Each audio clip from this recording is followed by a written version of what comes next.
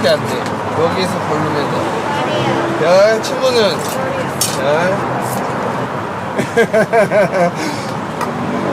별. 잠시만요. 봉지 드릴게요. 그러면 6,000원 가져가겠습니다. 네. 봉지 드릴게요, 어머니. 잠깐만. 여기. 이 친구가 먼저 왔지? 뭐야,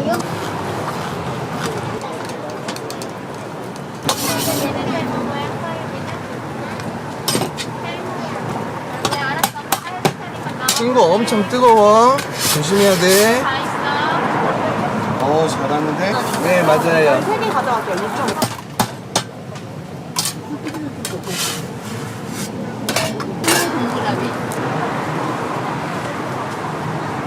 찍어야 돼요.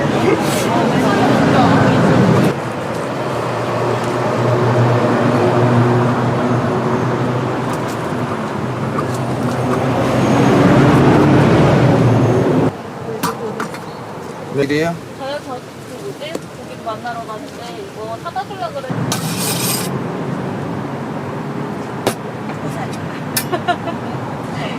이게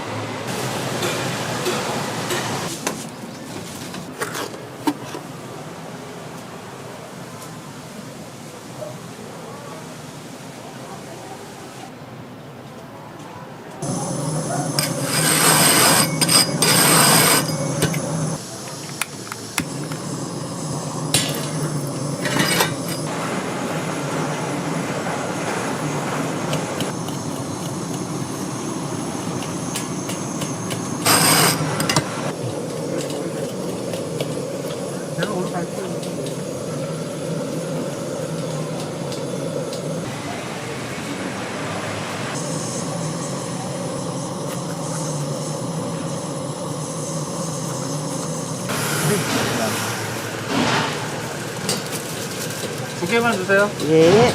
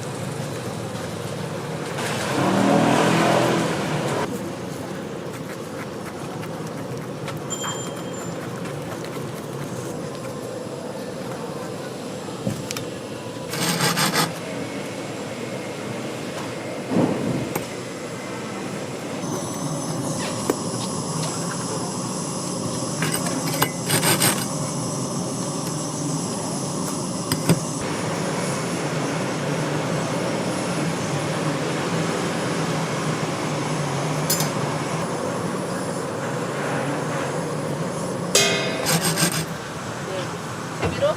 재미로. 아니, 두개 사야 될 것 같은데, 이거. 하다가 싸우지 않겠어? 아니 근데 이걸 두 개나 사. 내가 살게. 나 현금 있어. 볼게요. 네. 감사합니다. 얼마?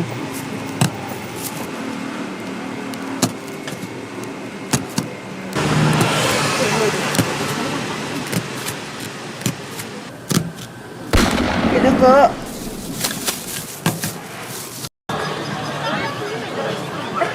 고기가.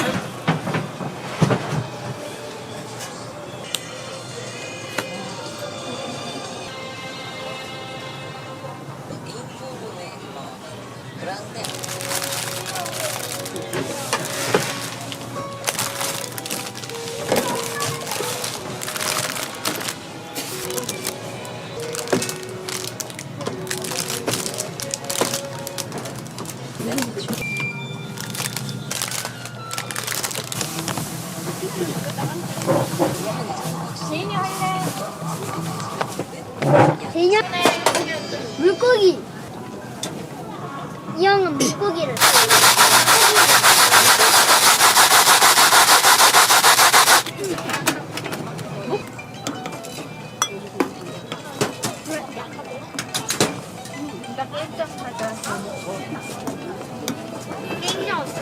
예, 애기들 거 3개 9,000원 받을게요. 9,000원. 하고 우산도 하나씩 해주세요. 네. 아침에 먹어요? 해가 좀 먹으면 돼. 아침에 먹어요. 그거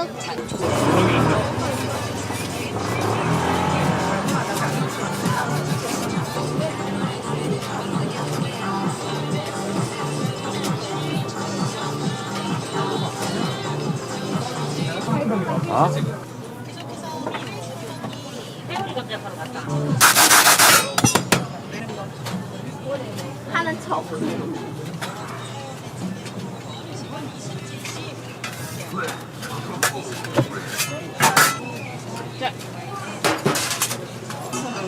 깨진 소리 나는 오징어 게임에서 너 이미 뒤졌다.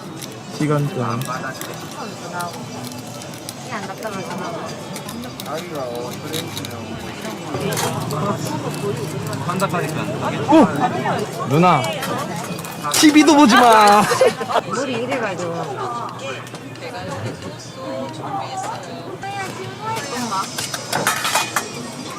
세게 눌러주세요.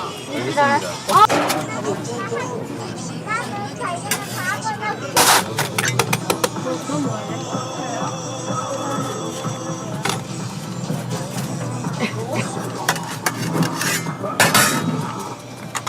자자.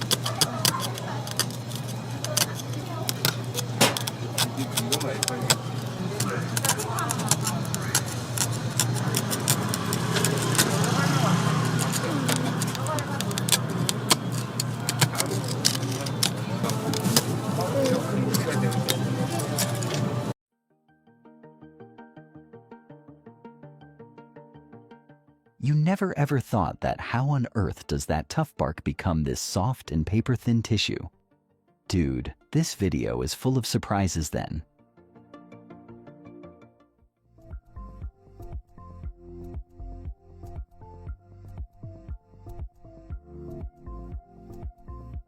When it comes to making tissue paper, not just any tree will do.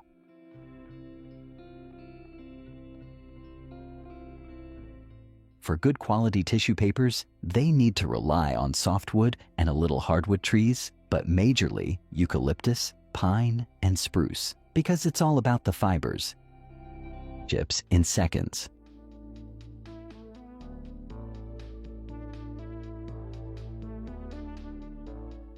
Now the wood chips are fed into a massive pressurized tank called a digester, where they are cooked in a cocktail of chemicals, mainly sodium hydroxide and sodium sulfide.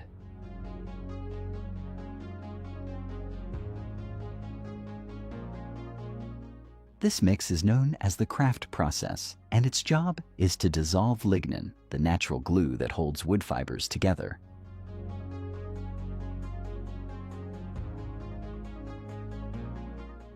Once the pulp is freed from the wood chips, it needs to be washed and bleached to remove any leftover lignin and give it that bright, clean look. So that dull brown color changes into the white mesh.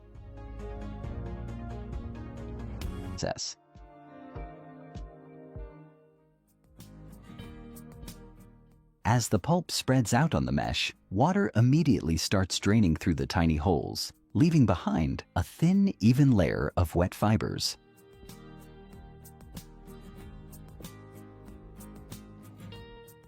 If the fibers aren't evenly distributed, the final tissue will have weak spots or tear too easily.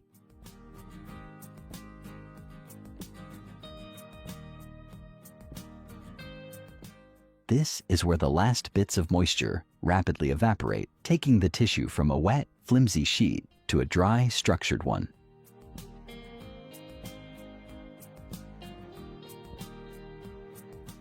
One step that is performed at this stage is called perforation. It is what creates the tear-off sections you see on toilet paper and paper towels. The jumbo rolls arrive at the converting factory, where they're rolled onto a regular toilet paper roll, just a few meters long.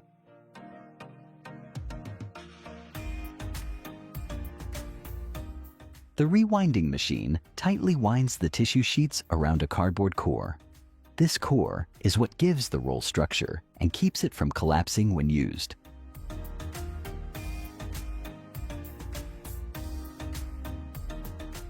Some brands skip the core entirely, creating coreless toilet paper rolls that can hold more sheets in the same space.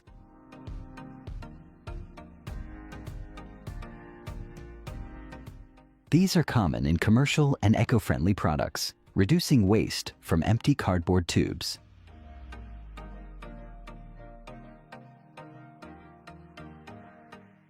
Not all tissue rolls are created equal. Ever wondered why some toilet paper feels super soft and fluffy, while others feel rough and cheap? It's all about fiber selection.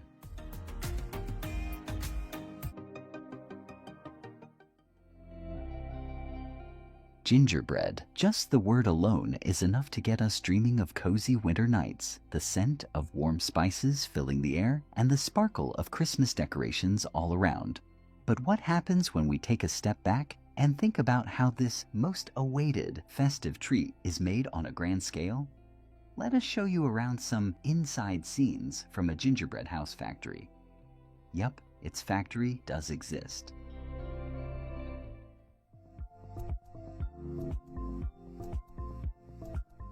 So far, you've seen the gingerbread dough mixture being prepped, and I don't need to tell you that we're not dealing with small bags or little jars here. We're talking about tons of flour, buckets of molasses, and huge vats of butter.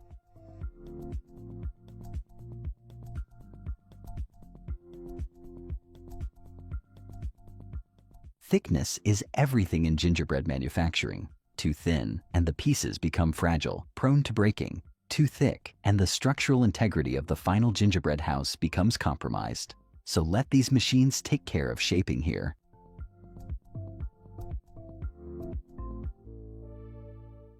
About these cookies. So, this is the official season for stars, snowflakes, reindeer, and gingerbread men. Those cutters must be really sharp and precise, as we can see how beautifully these cookies come out.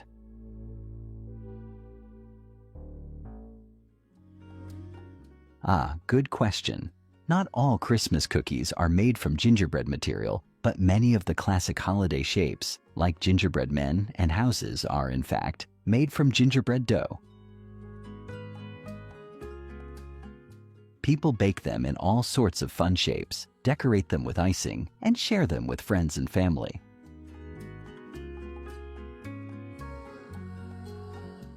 Now the thing that's going to hold this gingerbread house together and make it look so much cooler than it would without it is the royal icing.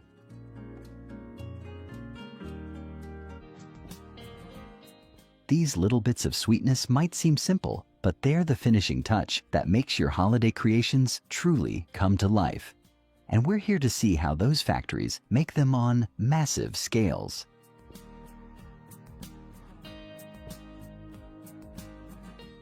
Instead of cutting into small pieces, sprinkles are made using an extruder machine.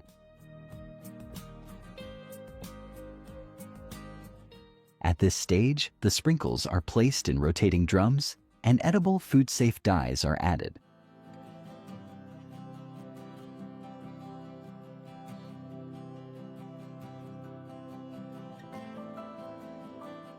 The drums rotate to evenly coat the sprinkles with color, giving them their vibrant look.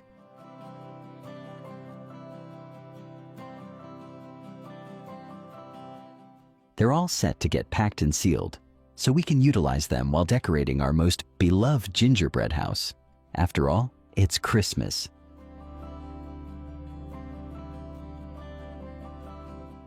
Together to form the red and white stripe pattern.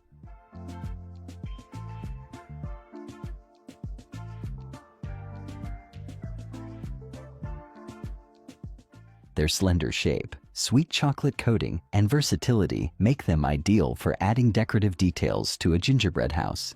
Yes, we're talking about the Pocky sticks. Those crunchy long sticks are just perfect to give the finishing look to gingerbread roofs and windows, don't you think?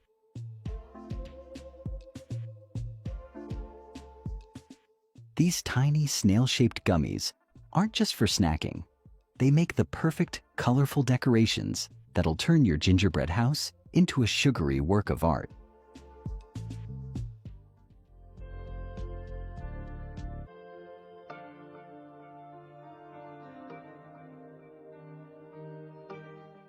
The bright, sweet candies that make everything just a little bit more festive, especially when they're used to decorate those gorgeous Christmas gingerbread houses.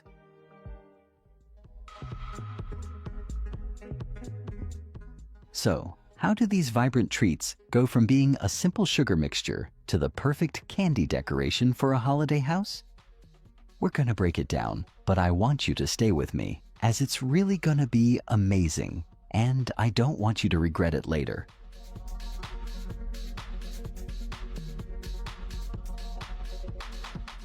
I would really appreciate you watching the video till the end. The desired dough sheet moves forward while donut shape cutters start creating the donut shapes. Don't worry, the donut party is just getting started.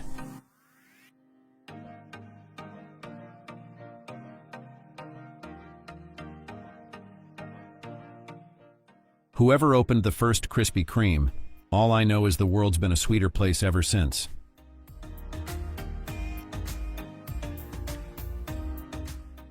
As we approach the further processing of donuts, these machines skillfully remove the dough around the donut holes and set it aside.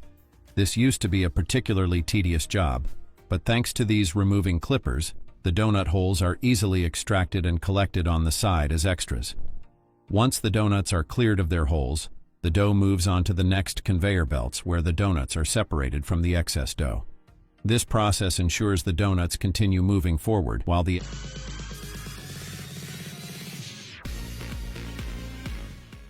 As the donuts are frying, they are slowly taken out of the fryer with sieves and put on the next conveyor belt. They will reach the corrector tools while spinning.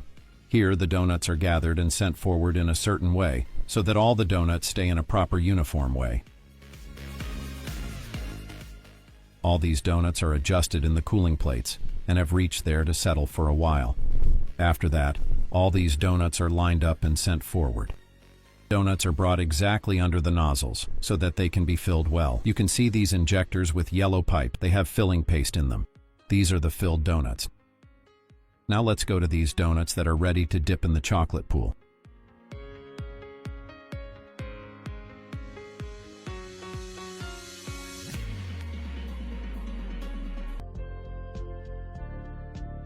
The help of the shredder depositor. Now, let's go to the most eaten glazed donuts. Their glazing is made with top quality ingredients, and you can see the glazing waterfall falling from a thin extruder. The glazing keeps falling continuously, and the donut army passes under it and gets covered with the glazing waterfall. The extra glazing falls down with the help of sieves. These shiny glazed donuts dry before reaching the packaging station and create a crispy layer outside and very soft donuts inside, so that when you eat them, they explode with flavor in your mouth. Now, Let's go to those who like coating donuts besides chocolate or sugar glazing. You can see how beautifully the glazed and coated donuts army is moving so that they can reach the sprinkle station and get the final finishing touch. All the donuts will be filled with sprinkles, just the way you like them, and any extra sprinkles that fall down will be added back to the containers by these conveyor belts. The fryer is also automatic. It detects when a donut is cooked from one side and changes its side. Then, a person's duty is to set the donuts in a line, because they are going to the injectors, where the cream in the nozzles is injected into the donuts.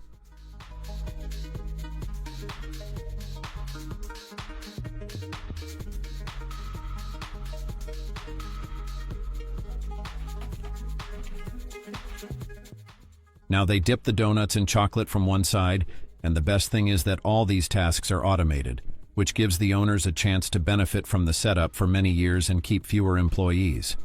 All these donuts pass through different gears like belts after dipping in chocolate, so that they can fall straight on the belt and packing can be easy.